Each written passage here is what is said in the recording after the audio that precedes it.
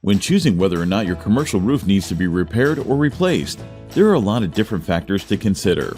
Let's take a look at some of them so you can make the right choice for your property. Age. Older roofs don't take repairs as well as new roofs. If your roof has been repaired in the past or has surpassed the lifespan of its materials, it may be better to have a full roof replacement.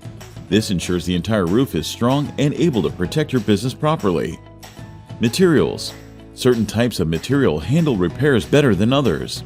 Shingles and metal roofing can typically be repaired or replaced in small sections. Rubber roofs and asphalt roofs may be harder to repair in pieces and may require a full replacement. Extent of damage. One of the key factors when deciding between roof repair and replacement is the extent of the damage. If the roof is damaged severely, or if large areas of the roof are damaged, it may be more efficient to just replace the entire commercial roof instead of trying to repair extensive damage. If you're in need of commercial roof repair services in Willow Park, Texas, be sure to reach out to First Texas Roofing. Call us today at 817-821-0323 or request a free estimate online.